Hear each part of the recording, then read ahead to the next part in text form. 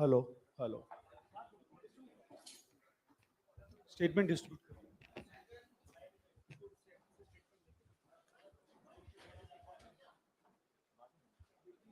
And distribute the copy.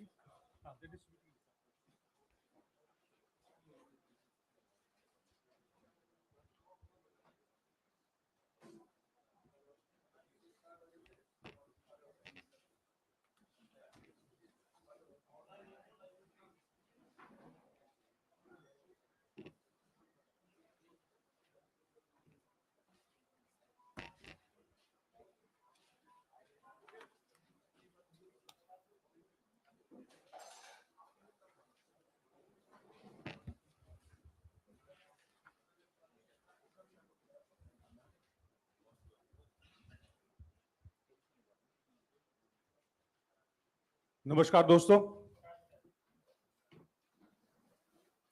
सेना में भर्ती की नई स्कीम अग्निपथ की वजह से देश के विभिन्न भाग में युवा उग्र प्रदर्शन कर रहे हैं।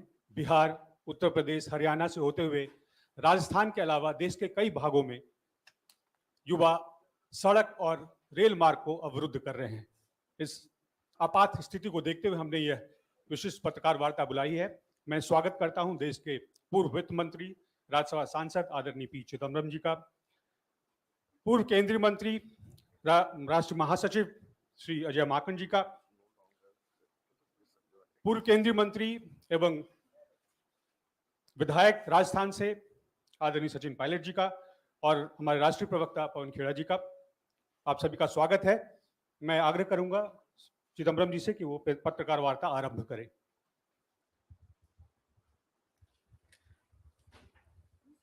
Good evening to all of you. My colleagues, Mr. Ajay Makan, Mr. Sachin Pilot, and Mr. Pawan Khera have joined me today to address the media on a very, very important and what appears to be a controversial issue, the so-called Agnipath scheme.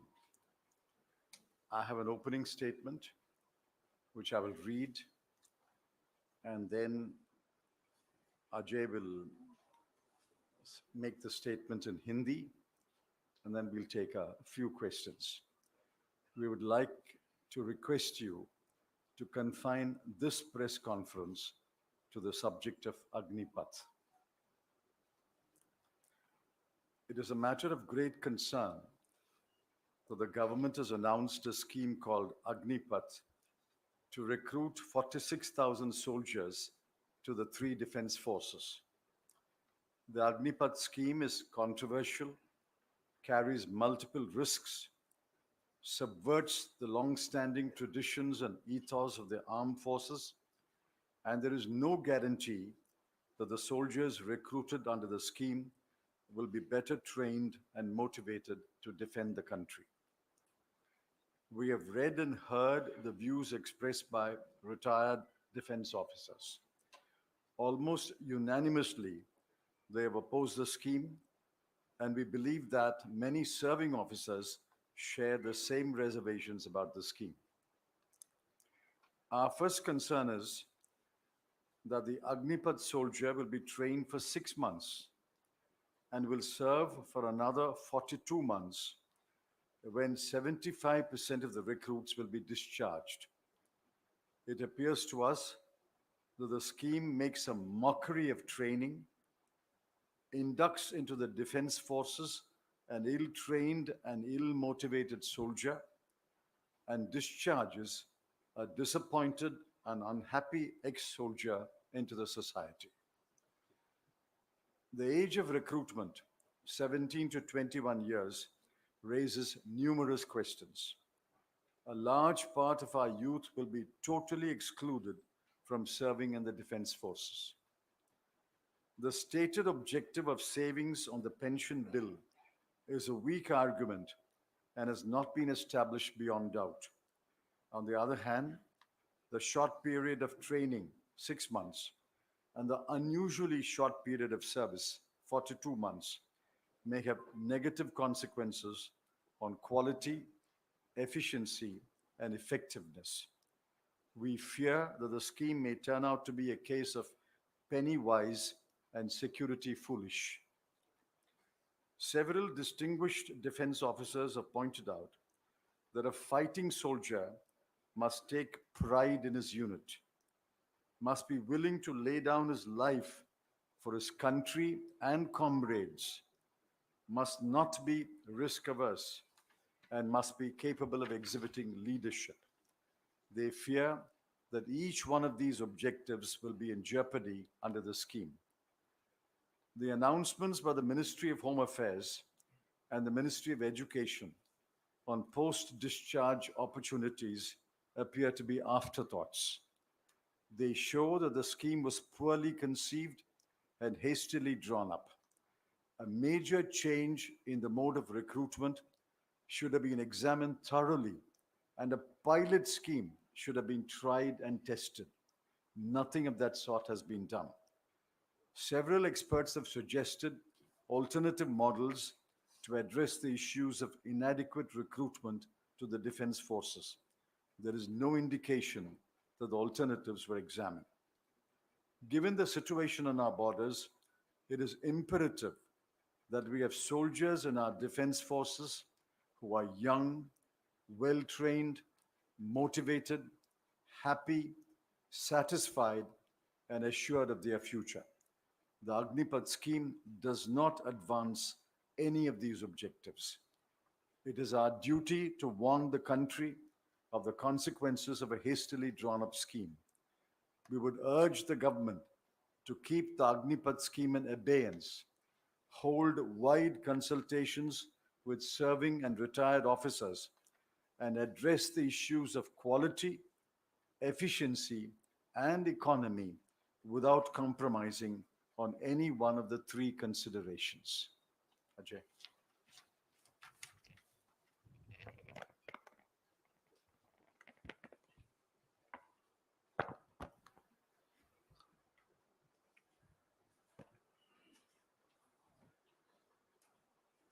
साथियों, अभी चिदम्बरम साहब ने बहुत ही विस्तार से अग्निपथ के बारे में बताया।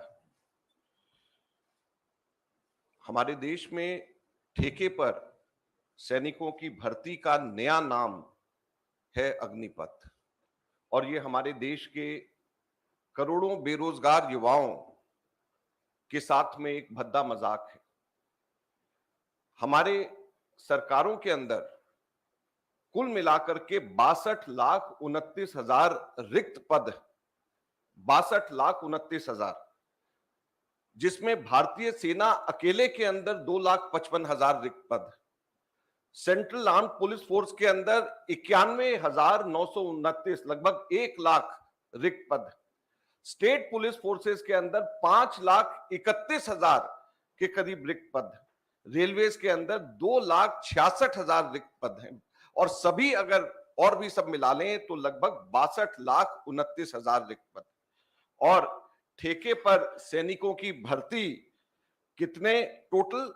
केवल 46,000 लोगों को इतना बढ़ा चढ़ा करके, और वो भी युवाओं के साथ में किस प्रकार का भद्दा मजाक है ये भी आपको आगे मैं बताऊंगा। सबसे महत्वपूर्ण, इसके अंदर केवल 6 महीने की ट्रेनिंग और 3.5 साल की उसके बाद में सर्विस, और 46,000 में से 3/4 उसके बाद में उनको हटा दिया जाएगा, और वो लोग उसके बाद में सेना में सर्विस करने लायक नहीं रहेंगे। और यही नहीं, सिर्फ 17 और 21 वर्ष के युवाओं को ही इसके अंदर आने का मौका मिलेगा। आज जब हम यहां पे आ रहे थे, किसी ने एक दुखद घटना बताई कि हरियाणा में एक इसी प्रकार के युवा जो कि 21 वर्ष से ज्यादा जिसकी उम्र हो गई थी, उसने अभी आत्महत्या कर ली। पूरे देश भर के अंदर युवाओं के अंदर एक ऐसा माहौल है कि जैसे वो तैयारी करते हुए आए, और हमारे देश के अंदर हमारे सरकार ने उनके साथ में एक भद्दा मजाक किया है। 2 वर्ष से सेना में भर्ती बंद है, और उसके बाद में ये अग्निपथ ठेके के ऊपर सैनिकों को लेने का भद्दा मजाक जो किया गया है, इससे ज्यादा शर्मदार चीज नहीं हो सकती। सैनिकों के लिए 4 चीजें सबसे जरूरी होती हैं। जैसे अभी चिदम्बरम साहब ने बताया, सबसे पहले हमारे सैनिक प्रशिक्षित होने चाहिए, फिर संतुष्ट और खुश होने चाहिए, तीसरा प्रेरित होने चाहिए और चौथा सुरक्षित भविष्य उनका होना चाहिए। ये हमारे सैनिकों के अंदर होना चाहिए। लेकिन क्या वो प्रशिक्षित होंगे सिर्फ 6 महीने की ट्रेनिंग के साथ में? क्या वो संतुष्ट होंगे केवल 30,000 रुपए शुरू की तनख्वाह मिल रही है और उसके बाद में मात्र 30,000 से 40,000 4 साल के बाद में उनको तनख्वाह होगी? क्या वो संतुष्ट होंगे? क्या वो प्रेरित होंगे? जब उनका कोई अपना यूनिट अपने के अंदर रहने के लिए नहीं होगा, अपने साथियों के लिए लड़ने के लिए, उनके लिए जान देने के लिए नहीं होगा, तो क्या हम अपने सैनिकों को इतनी प्रेरणा के स्रोत, इतने प्रेरित हम कर रहे हैं अपने सैनिकों को? क्या उनका भविष्य जब सुरक्षित नहीं होगा, जब उनको पता होगा कि हर 4 में से 3 लोग नौकरी में आगे से नहीं रहेंगे, तो क्या उनका भविष्य सुरक्षित रहेगा? तो जब वो प्रशिक्षित नहीं, जब वो संतुष्ट और खुश नहीं, जब वो प्रेरित नहीं, जब उनका भविष्य सुरक्षित नहीं, तो कैसे हमारे देश की सीमाओं की रक्षा ये सैनिक अच्छी तरीके से हमारी सेनाएं कर सकती हैं? हमारे देश की सरकार कैसे हमारी सीमाओं की रक्षा और बेहतर तरीके से कर सकती? भारत की तीनों सेनाओं को की एक विशेष गरिमा, इतिहास, चरित्र व अनुशासन की परिपाटी है। सेना में सबसे बड़ा एसेट सैनिक होता है, जो यूनिट के जुड़ाव के आधार पर लड़ता है और देश की रक्षा करता है। सैनिक के बलिदान की भावना जिसे नाम, नमक व निशान के नाम से जाना जाता है, वह सालों के जुड़ाव से पैदा होता है। एक अनुशासित कमान में हर कुर्बानी देने वाला फौज के लिए परंपराओं का यह जुड़ाव उन्हें एक परिवार बनाता है तथा उस मार्ग पर चलकर वह देश के लिए सर्वोच्च कुर्बानी करने को सदैव तत्पर रहते हैं। क्या 4 साल के कॉन्ट्रैक्ट भर्ती के सैनिक इस परंपरा, परिपाटी, जुड़ाव व अनुशासन की भावना अपना पाएंगे? क्या इतने थोड़े समय में यह संभव हो पाएगा? इसलिए हमारा यह कहना है केंद्र सरकार को कि इसको एकदम से तत्काल प्रभाव से अबेयंस में रखें, इसको अभी साइड पे रखें। सभी लोगों से, जो हमारे सेनाओं के रिटायर्ड लोग हैं, उन लोगों से और विशेषज्ञों से बात करें और बात करने के बाद में ही इसको आगे लेकर के जाएं। ये हमारा कहना है। अव्वल तो इनको लाने से पहले ट्रायल, इसका एक हिस्से के ट्रायल पे करके फिर इनको बड़े स्केल के ऊपर लेकर के आना चाहिए था। बातचीत करनी चाहिए थी, जो इन्होंने, हमारी सरकारों ने बिल्कुल नहीं करी है और बगैर बातचीत के, बगैर सलाह मशवरा के एकदम से देश के ऊपर थोप दिया है। और साथ ही साथ में हम देश के युवाओं को भी ये कहना चाहते हैं कि वो हिम्मत ना हारे, हताश ना हो। कांग्रेस पार्टी, हमारे नेता राहुल गांधी और कांग्रेस पार्टी उनके लिए ये लड़ाई लड़ेगी और पूरी ताकत से लड़ेगी, सड़क के ऊपर आकर के लड़ेगी। वो हिम्मत ना हारे, हताश ना हो और कानून व्यवस्था को बनाए रखें। कांग्रेस पार्टी हमारे देश के युवाओं को कहना चाहती है कि हम उनके साथ में ऐसे समय में खड़े हैं और उनकी लड़ाई को हम लड़ेंगे। धन्यवाद। सचिन पायलट।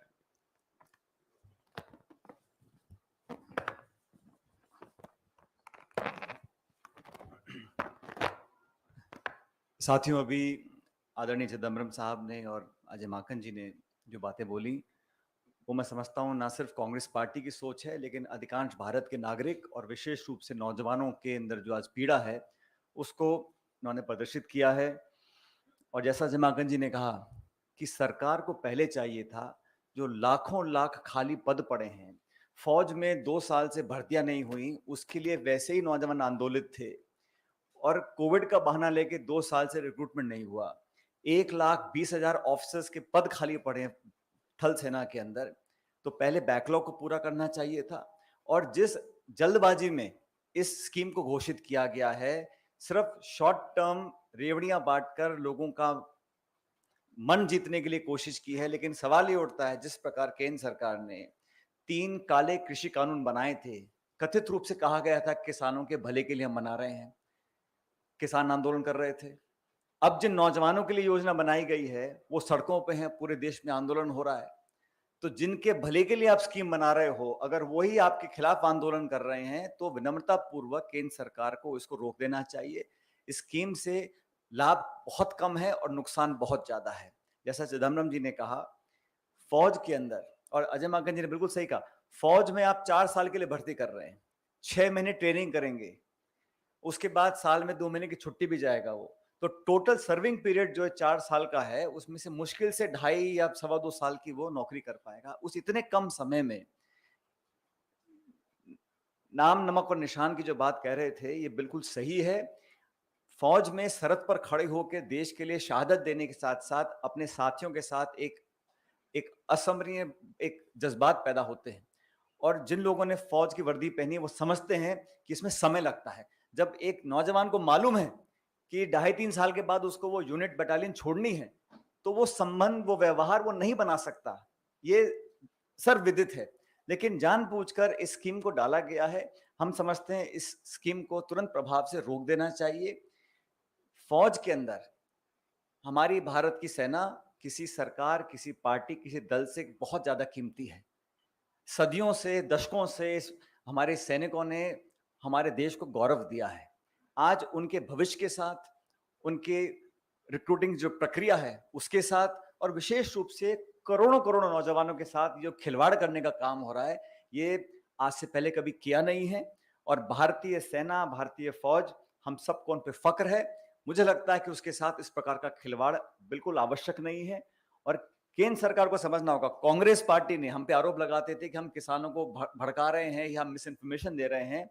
आपने कल स्कीम अनाउंस की है और आज पूरे समूचे देश में लोग, नौजवान आंदोलित हैं।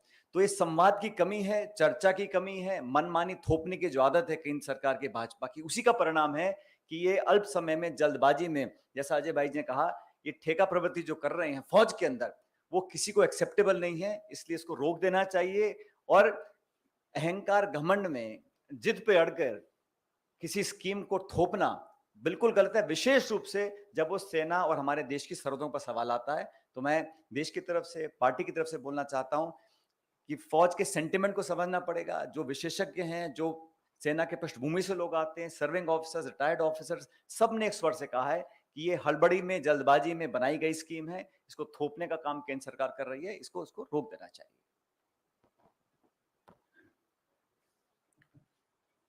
Yes, we'll take a few questions.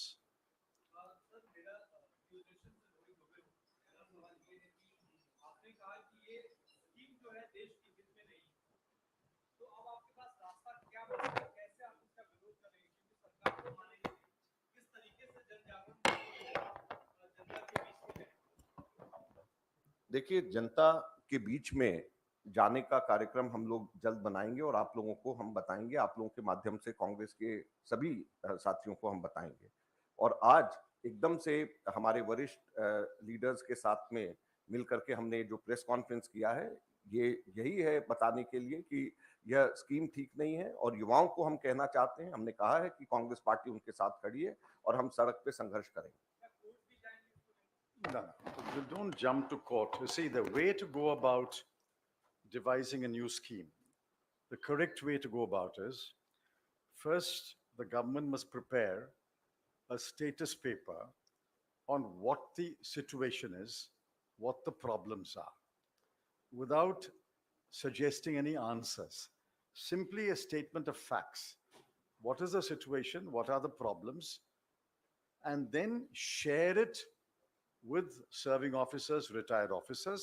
If they want to take the opposition parties to confidence, they share it with the parties represented in parliament and ask for our suggestions after we study the paper.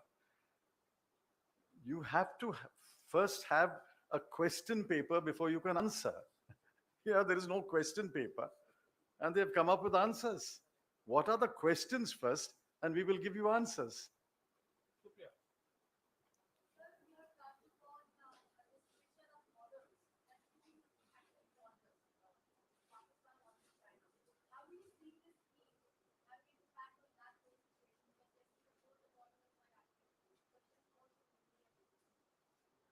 We have said this in our statement. Given the situation on our borders, we have said it is imperative that we have a defense force which is young, well-trained, motivated, happy, satisfied, and assured of the future. Now, we believe that none of these objectives are met by this kind of ill-conceived and hastily drawn-up scheme.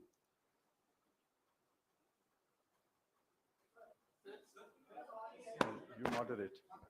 देखिए, हम लोगों ने पहले भी कहा है कि हमारे सेना में सैनिकों के बलिदान की भावना नाम, निमक और निशान से जाना जाता है, और ये केवल 6 महीनों में पैदा नहीं होती है, और ये जुड़ाव कई वर्ष लग जाते हैं जब जाकर के पैदा होता है।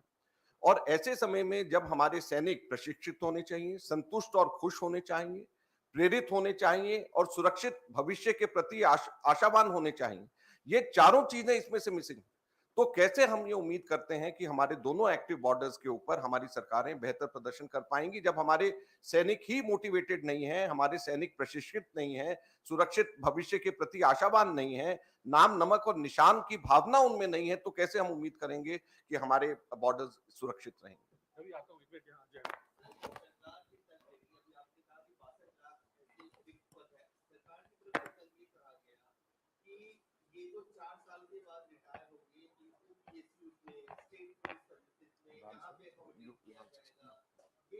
You have mentioned it.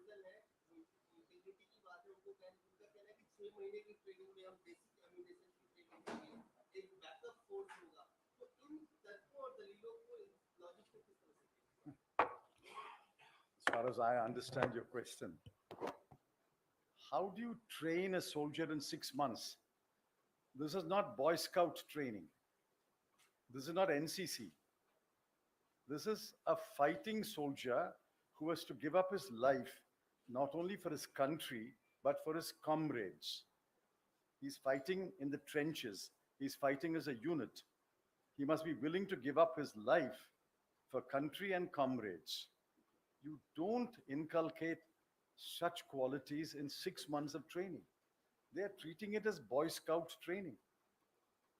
This is mockery of training. And then after you train, half train him, you deploy him only for 3.5 years. Where will you deploy him? I think you said he's not fit enough to be deployed on the forward post. Then where will he be deployed?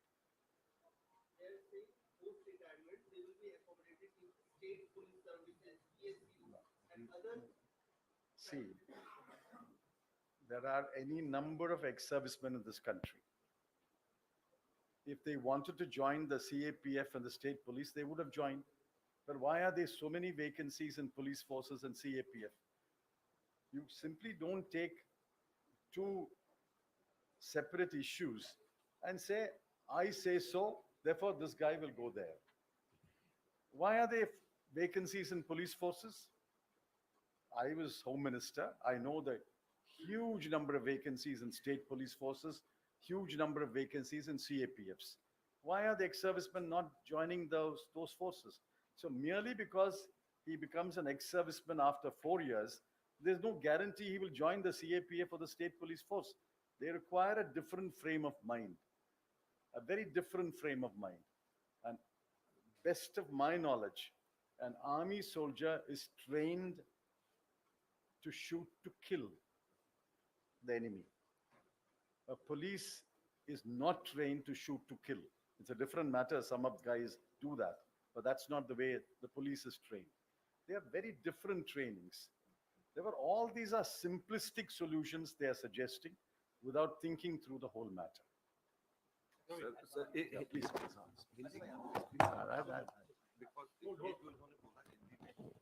I just say one thing.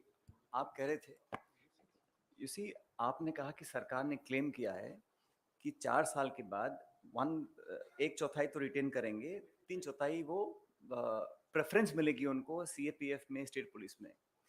सवाल ये उठता है कि पहली बात तो जैसा चिदम्बरम जी ने कहा कि फौज की ट्रेनिंग, और फौज में भी इंजीनियरिंग है, आर्टिलरी है, आर्मर्ड है, वो स्पेशलाइज्ड ट्रेनिंग होती है, 6 महीने में पूरी नहीं होगी, तो 6 महीने के बाद आपको अतिरिक्त ट्रेनिंग करनी पड़ेगी आर्टिलरी के अंदर, आर्मरी के अंदर या इंजीनियरिंग के अंदर, फिर 4 साल से कम हो जाएगा। और आप जो 3 लाख लोग बाहर जाएंगे, वो अगर ITBP, CRPF, CISF भर्ती करना चाहते हैं, दैट मीन्स आप भविष्य में उन CAPF की जो भर्ती हैं उसमें और लोगों का रास्ता रोक रहे हैं।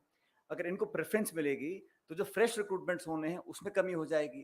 तो बिल्कुल सही कह रहे हैं कि आपने एक शॉर्ट टर्म सोल्यूशन सोचा है, काल्पनिक है, धरातल पर व्यवहारिक नहीं है, और एक्स सर्विसमैन की तादाद लाखों में है। अगर किसी को अगर एम्प्लॉयमेंट देनी है वो दे सकते हैं, लेकिन मेरा ये मानना है कि 4 साल का जो उन्होंने शगुफा छोड़ा है, ये सिर्फ ठंडे छींटे डालने के लिए है। देश में निवेश नहीं हो रहा, उद्योग नहीं लग रहा, अर्थव्यवस्था चौपट हो रही है, लोगों को रोजगार नहीं मिल रहा, आपके 2 करोड़ का वादा फेल हो रहा है, इसलिए आपने कुछ एक करने की कोशिश करी है, लेकिन नाकाम हो रहे हैं। बेहतर ये होता कि नौजवान जो पढ़े लिखे हैं, उनके लिए आप रोजगार के अवसर तलाश करें, यहाँ निवेश हो, इंडस्ट्री लगे, फैक्ट्रियां लगें, लोग और एम्प्लॉयमेंट ढूंढें। लेकिन आपने 4 साल तक के लोगों को कर दिया, 4 साल के बाद 3 लाख लोग वापस सड़क पे आ जाएंगे, और क्या गारंटी है कि उनको नौकरी मिलेगी?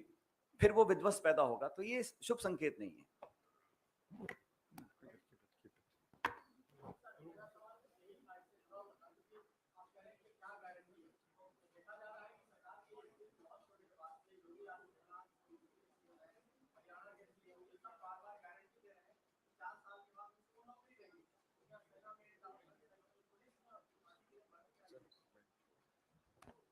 देखिए, चिदम्बरम जी ने और सचिन जी ने बहुत डिटेल में ये बात बताई है।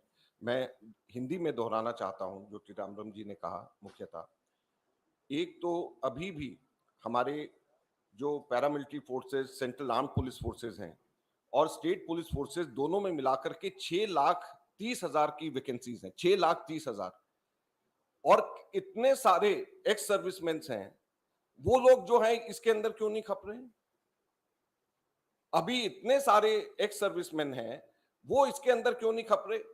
अब इस चीज को कैसे वो कह रहे हैं कि हम लोग उसके बाद में ले लेंगे? दूसरी जो महत्वपूर्ण बात चिदम्बरम जी ने कहा कि आर्मी की ट्रेनिंग और पुलिस की ट्रेनिंग में एक बुनियादी फर्क है। बुनियादी फर्क यह है कि आर्मी के अंदर शूट टू किल, दुश्मन को जान से मारने की ट्रेनिंग दी जाती है, तो पुलिस के अंदर जान से मारने की ट्रेनिंग नहीं होती है। पुलिस का काम पैरामिलिट्री फोर्सेस का भी और स्टेट फोर्सेस का भी, दोनों के अलग एकदम, और आर्मी से अलग है। तो ये बिल्कुल गलत बोल रहे हैं। और तीसरा जो साथ में सचिन जी ने कहा वो मैं दोहराना चाहूंगा कि अगर मान लीजिए ये स्टेट फोर्सेस या पैरामिलिट्री फोर्सेस में अगर ये भर्तियां करेंगे, तो जो लोग उसमें जाना चाहते हैं आप उनकी नौकरी को भी तो रोक रहे हैं। तो इसलिए ये जो 3 बातें हैं, इसके अंदर 3 जवाब हैं। मैं समझता हूं कि ये आप लोगों को स्पष्ट कर देगा कि क्यों ये संभव आगे के लिए नहीं होगा।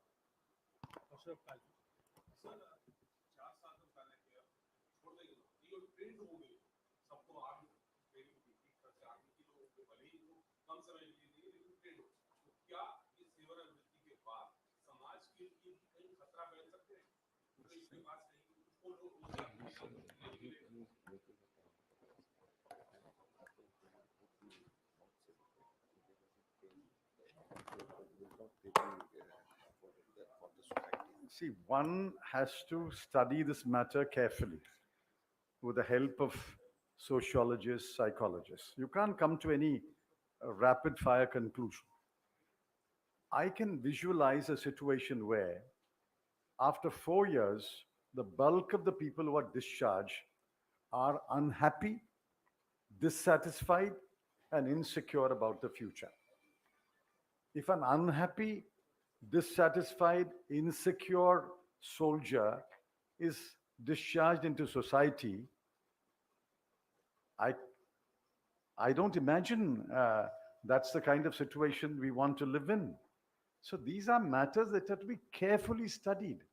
Without a study, you say a trained man is being discharged into society. But remember, he's trained to handle a weapon, but he's also unsatisfied, dissatisfied, and unhappy. These are very, very complex psychological issues that have to be studied. I don't think anybody in the government has even looked at this.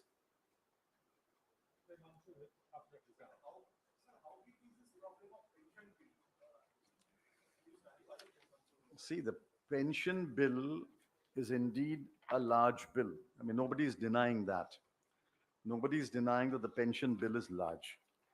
For example, if you look at 2022-23, in the Defense Ministry, the total allocation for the Ministry of Defense is 5,25,166 crore for both revenue and capital expenditure, out of which defense pensions account for 1,19,696 crore. Roughly roughly 20%. Now, the pension bill will grow because life expectancy is increasing and we are recruiting more people and discharging more people.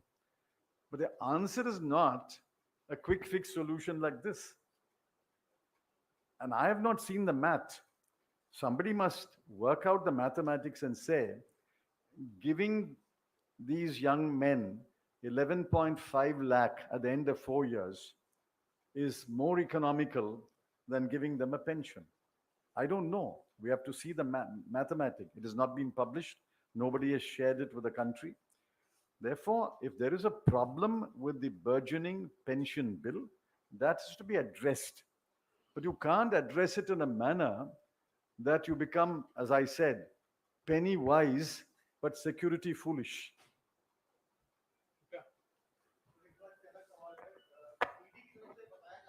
No. Only about Agnipat.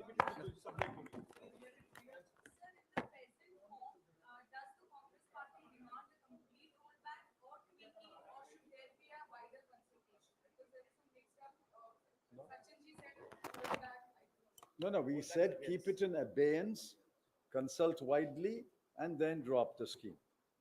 Please read the last paragraph of the statement. Keep it in abeyance, consult widely, and then decide what the way forward is. Well, they've not rolled it forward to roll it back. They are just on the threshold. We are now saying stop here, don't proceed further. Only about Agnipat. Only about Agnipat, please. Later on, somebody from the party may answer your question, but today, please confine it to Agnipat. This is a serious issue.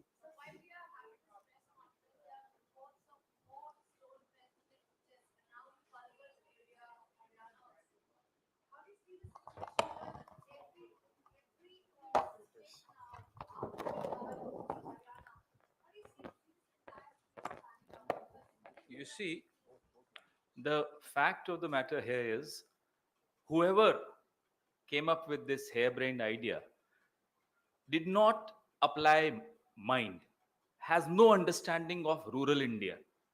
30 to 40 lakh young people have been toiling hard preparing for this. They feel cheated. So anybody sitting in Delhi comes up with an idea such as this without any understanding of how this country works, thinks, must face these consequences, must be held accountable. अब हिंदी में बता देता हूं, जिसने भी इस तरह की योजना हम सब पर थोपने की कोशिश की है, उसको या उस समूह को ग्रामीण भारत के बारे में बिल्कुल लेश मात्र भी समझ नहीं है. अगर होती तो इस तरह की स्कीम नहीं लाते. 30 से 40 लाख नौजवान कई सालों से मेहनत कर रहे हैं, 2-3 साल से लगे हुए हैं, और जैसे कि अजय जी ने बताया कि पहले कोरोना करके 2 साल नहीं हुई भर्ती और भर्तियों पर किस तरह से रोक लगी है, उन सब के भविष्य के साथ ही खिलवाड़ है. वह सब ठगा हुआ महसूस करते हैं. Thank you. Thank you.